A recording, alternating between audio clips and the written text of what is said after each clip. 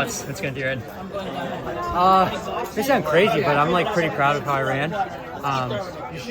Yeah, that was, I mean, that's the best 5K field we've ever had. You get three fastest guys, like they all can run sub 350 in the mile now, like it was slow. I just fought the whole time, and yeah, it was a good race for me. I'm at peace with like any result now. Like obviously it would have been awesome to be top 3, but like I'm just so happy and grateful and blessed to keep being able to do this and have joy doing it. And so, yeah, like it was just a really exciting race to be a part of. And yeah, like I fought as hard as I could. I was gritting my teeth down the home stretch, and I was close. So I don't know. Maybe I'll get lucky and Cole will just run the 15. So I got to go talk to him. I'm a pretty persuasive guy, so we can see what I can do. What's the difference in feelings from this year to last year 10K? Last year was sort of like just happy to be there and compete. This year I was, this whole like last few months I've just been like, you can make the team, like don't be afraid, run like you belong. And yeah, I did that today. Like I was in friggin' lane 2 or 3 the entire race. I don't know how much that affected me in the end, but like I just felt like I just fought so hard today, and I'm really proud of what I did. And yeah, like no one wants to get 4th, but at the same time, like I'm really happy, and I'm really just like I feel proud of how I executed today. Yeah, like all that endurance work you did in the spring playing into today. So much. I mean, what's crazy is my speed's better than it's ever been. Like, I ran 3:33. Like I've been doing things in practice I've never been able to do before, and all I did was grind for 6 months, training for a 10 miler and Boulder 10K. And so I feel like I prepared really well, and I got to give credit to like my mom. She just like, we just timed things so well this year. Like I just felt like I was so prepared and ready to run a good 5K today. And it's August. Like a lot of guys are hanging on by a thread, and I just felt like my best race was going to happen today, and I think that's what did. I mean, sheesh, the guys who beat me are all best guys in the world, best guys the U.S. has ever had. So, it's I'm just honored to be competing with them and feel really proud of my result today. How do you keep your kick sharp? I know you do a lot of threshold training. Yeah, just lots of strides and lots of hard running, like, the end of workouts and hills. And yeah, it's not rocket science. Like I haven't done anything crazy this year in training. Like all my training's on Strava. You can go look what I've done, but I just felt like if I did anything really well, it was I timed things properly this year. Like I felt super healthy, super prepared to go today. And that was like a big thing for me. So yeah. Has it been a difficult year for you, switching sponsors and the group kind of, it's splintering or losing, it's Adidas deal and everything? Yeah. You would think so, but I love my new sponsor. I feel very supported by them. They sat me down when they signed me and they said, we just want to support you. Results are obviously great, but we know that you're going to do everything you can to earn those results, and if it takes time, that's okay, but we're just going to be here to support you, and just not running from a place of fear anymore. I'm just happy and content, and I just love competing and racing well. So yeah. And positioning wise, you were pleased with what you won, or any regrets?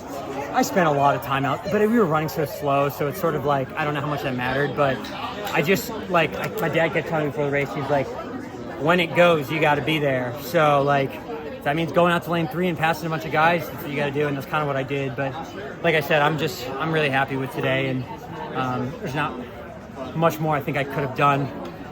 So yeah, it's a good race. Do you feel like at home on the world, or on the track? Do you feel like at home on the track, or do you feel like a little more pulled to the roads now, or so what are you thinking like?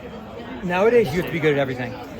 Grant can go run, a 60-minute half marathon if he wanted to. Nico, all those guys. So I have to be able to do that.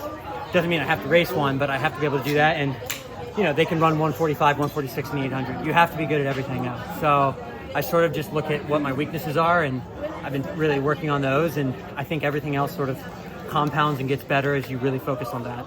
Are you now a Grant Fisher, Nico Young fan? Because if they win the Diamond League final, you're in. Yeah. No, I mean, it's weird. I felt like I was in a position last year where I almost looked up to those guys as unbeatable, and they've gotten even better. But now I'm okay, I'm not that far off, and I know I know my history of setbacks and things I can work on, and I feel like there's a world where I can be competing with them, you know, in the future. So that's really exciting for me. It feels like that's happening in basically every American event, that people keep getting, like the team you guys sent, the US sent to Paris is amazing. Yeah. Everyone's gotten better, and now you've got guys who were medaling last year not even making it. So. Yeah, I mean, that 1500 yesterday was shocking. Like that like inspired me, because I was like, you know, you always want to send like, you know, Yard's an amazing athlete, Hobbs is an amazing athlete, but it's so cool that like there's 5 or 6 guys that on an off day for them, they can step up and be just as good, if not better. And so like, yeah, like it's, you know, like a rising tide lifts all boats. Like I feel like everyone's better because Grant, Nico have raised the bar so much, and that's just, you know, like I'm just trying to hang on to the last little ladder leg and stay with them and see what I can do. So. Are you last couple of years? I mean, you were still good in high school, right? And then it seemed like there was a gap, and now you're sort of catching back up. Like, what do you think's happened? I think I'm training like a professional now. I felt like I had like such highs, but no sort of like steady consistency. And I feel like I've been healthy now for like almost 3 full years, no setbacks.